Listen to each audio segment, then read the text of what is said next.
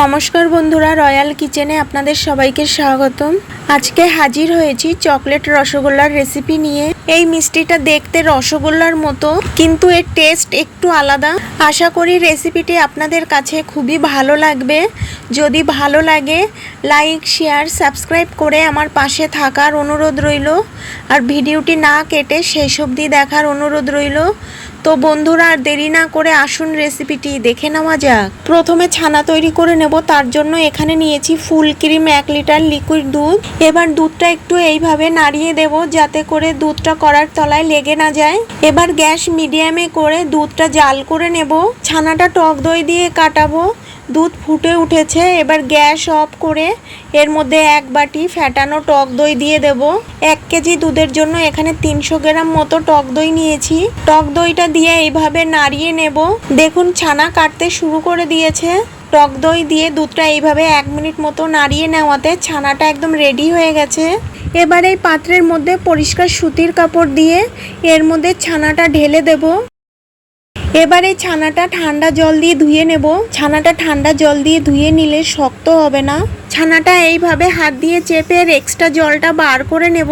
আপনাদের হাতে যদি সময় থাকে তাহলে 1 ঘন্টা ছানাটা এইভাবে ঝুলিয়ে রাখলে এর এক্সট্রা জলটা ঝরে যাবে।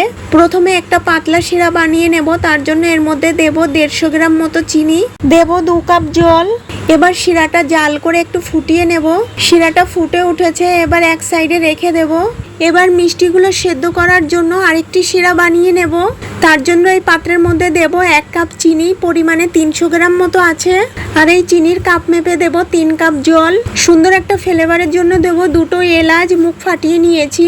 এবার চিনিটা গলিয়ে নিয়ে শিরাটা 4-5 মিনিট মতো জাল করে নেব। আর শিরা জাল হতে হতে ছানা মেখে মিষ্টির শেপ দিয়ে নেব। এবার ছানাটা পাত্রের মধ্যে নিয়ে ছানার দলাটা ভেঙে নেব।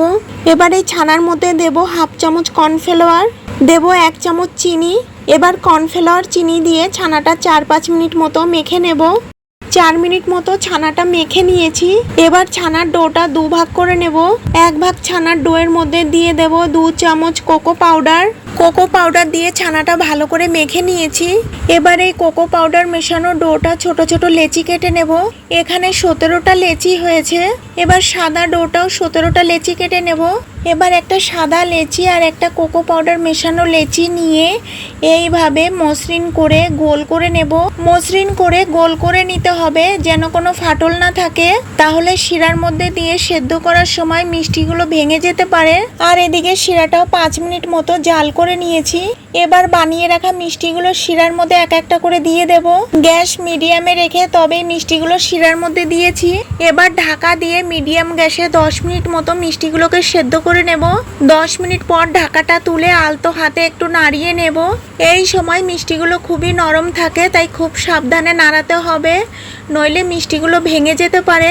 এবার গ্যাস মিডিয়াম টু লোতে করে দিয়ে ঢাকা দিয়ে আরও 10 মিনিট মতো মিষ্টিগুলোকে সেদ্ধ করে নেব। মিষ্টিগুলো সেদ্ধ হতে মোট 20 মিনিট মতো সময় লেগেছে। এবার মিষ্টিটা ঠান্ডা করে পরিবেশন করে নেব। এই চকলেট রসগোল্লা খেতে সত্যি দারুণ টেস্টি হয়েছে। এইভাবে বাড়িতে বানালে কমেন্ট বক্সে জানাতে একেবারেই ভুলবেন না। আর পাশে থাকা বেল আইকনটি ক্লিক করে রাখবেন, এতে করে যখনই কোনো নতুন ভিডিও আপলোড দেব সর্বপ্রথম আপনার মোবাইলে পৌঁছে যাবে। সবাই ভালো থাকবেন, সুস্থ থাকবেন। আর আমার এই ভিডিওটা শেষ অবধি দেখার জন্য আপনাদেরকে অনেক অনেক ধন্যবাদ।